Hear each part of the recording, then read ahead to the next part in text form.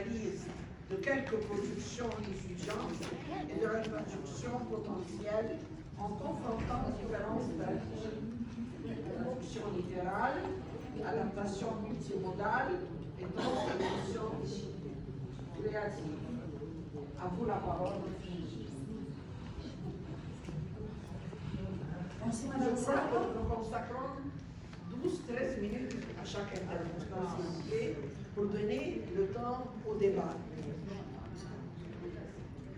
Bon, après les remerciements, merci Madame Salah, merci pour le comité scientifique, merci pour tous ceux qui sont présents. Mesdames et messieurs, chers collègues, permettez-moi de commencer par une évidence.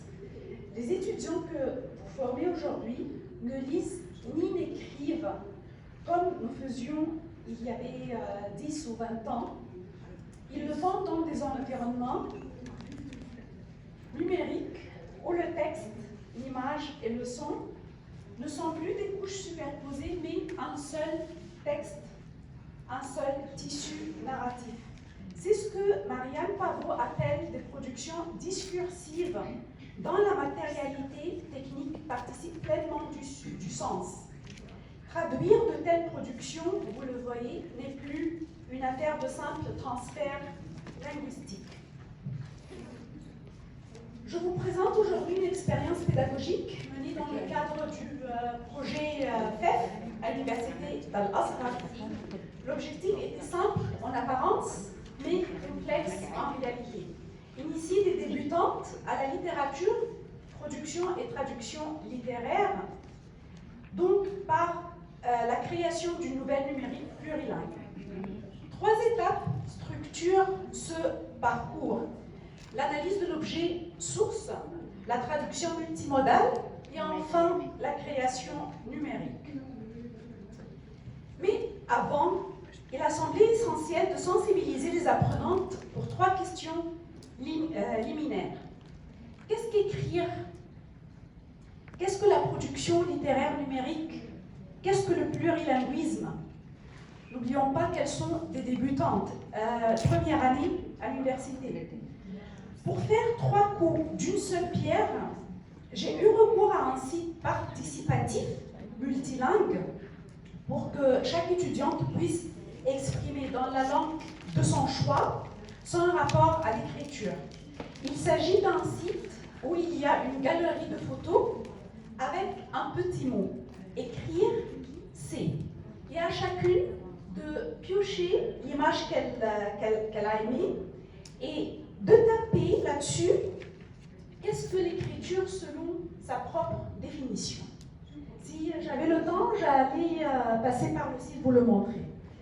Puis vient la découverte d'un genre littéraire singulier, une nouvelle numérique plurilingue, intitulée Voix nomade, empreinte animale. Cette production littéraire mêle plusieurs langues. Le corpus, ce sont 3 histoires racontées par 3 filles en arabe, français et coréen. Ça n'empêche que chacune de ces histoires a été traduite et donc sous-titrée par les 3 langues. D'accord? Donc en fin de compte, il s'agit de 3 fois 3 textes. Cette production, cette nouvelle numérique, intègre des fonds sonores évolutifs, des images, des éléments informatiques, sans lesquels elle sera illisible, voire vidée du sens.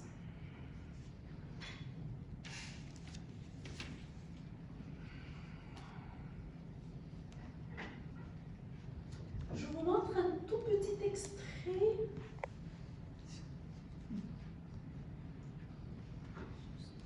Là, vous remarquez sur l'écran, il y a un symbole de serpent, il y a un tigre, il y a tout en bas un aigle.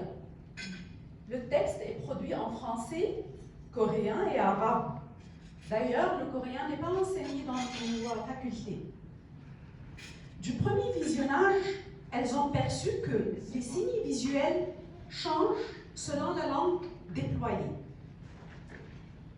Dans le registre sonore que malheureusement on n'écoute pas, il y a 3 voix de langues différentes qui sont superposées. La musique n'illustre pas le texte, mais elle dicte presque la respiration des personnages. En d'autres termes, les étudiantes ont spontanément effectué ce que Jacobson nommait une traduction intersémiotique, la transmutation d'un système de signes linguistiques vers un système de signes non linguistiques. Cette première étape permet alors d'installer un principe fondamental. Dans un environnement numérique, le sens ne réside pas dans le verbe seul, mais circule entre les médias. Traduire, dès lors, devient une activité d'interaction et de recomposition.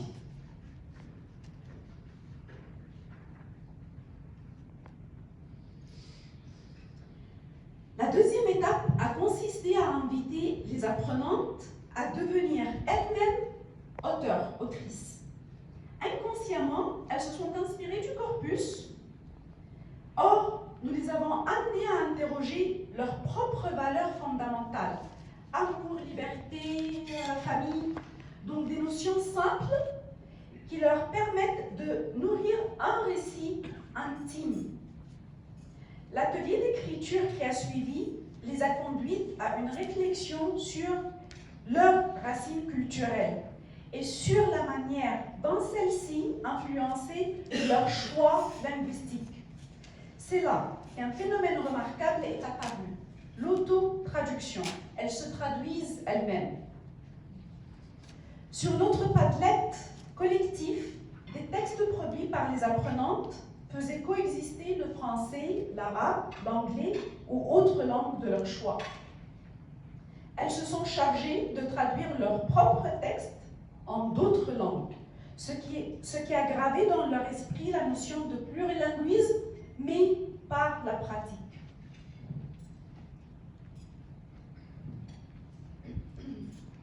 La troisième étape a consisté à outiller les étudiantes pour qu'elles puissent analyser les formes numériques qu'elles vont traduire.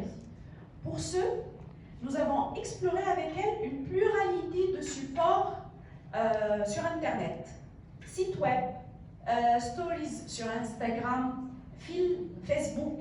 Elles ont appris à repérer ce que Christelle Combe nomme les éléments techno-génériques, des boutons, des hyperliens, logique de scrolling. Quand vous avez vu dans le corpus, si vous changez de choix, si vous choisissez le serpent, la page va changer, sans découper l'histoire.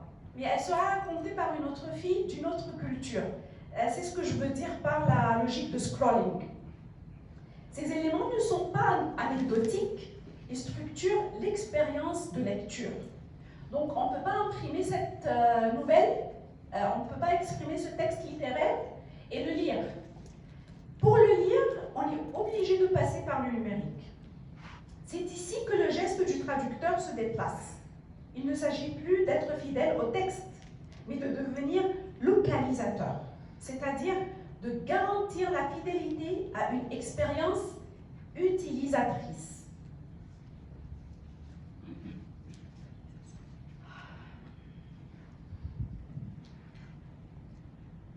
Comme le souligne Mikhail Ustinov, traduire à l'ère du numérique devient une activité de conception où le sens émerge de la circulation entre langue, support et médias.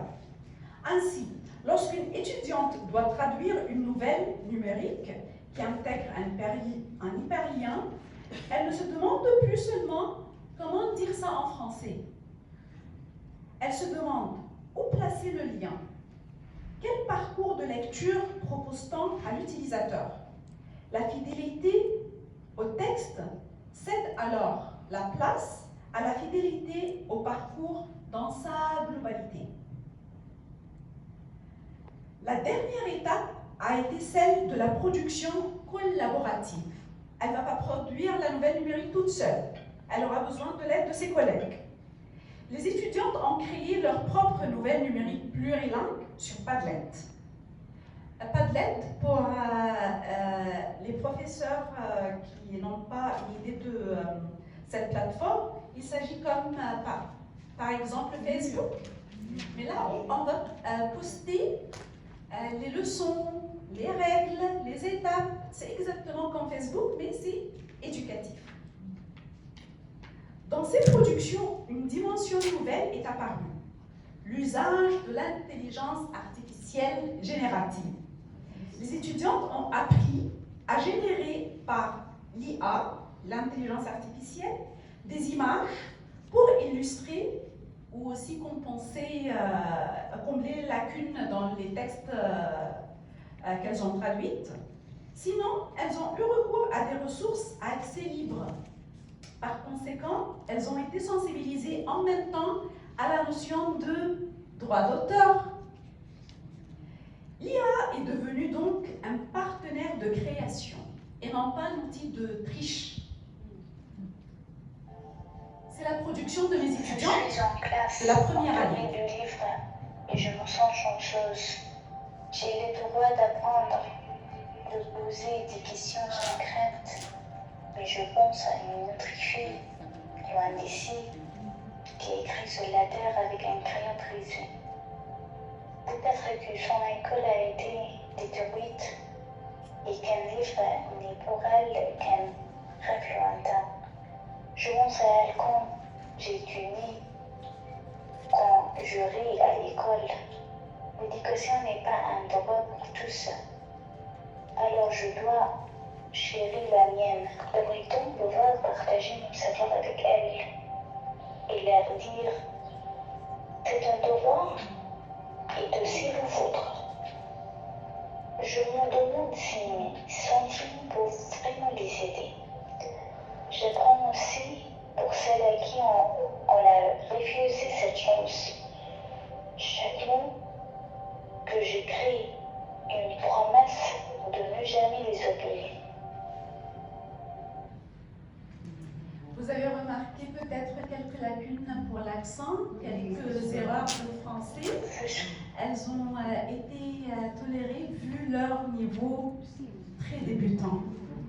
Les professeurs comprennent très bien le niveau de nos étudiants qui commencent de ABCD, donc de niveau allophone. Ce faisant, elles ont mis en œuvre ce que Combes appelle une littératie numérique avancée, c'est-à-dire la capacité à produire du sens dans des environnements techno-langagiers complexes. Traduire pour elles ne signifie plus transférer un contenu d'une langue à une autre. C'était recomposer un agencement sémiotique où chaque élément, texte, image, son, interactivité, contribuait au sens final. À l'heure où l'intelligence artificielle générative bouleverse certains métiers, on pourrait craindre que le traducteur ne devienne obsolète. Cette expérience avec mes étudiantes a prouvé le contraire, car l'intelligence artificielle peut transférer des mots, mais elle ne peut pas encore orchestrer des systèmes de sens où le verbe, l'image et le son s'entrelacent indissociablement. C'est à cette composition multimodale que nous devons former nos futures apprenantes. Voilà, me semble-t-il, l'un des défis les plus stimulants de notre discipline dorénavant. Je vous remercie de votre attention.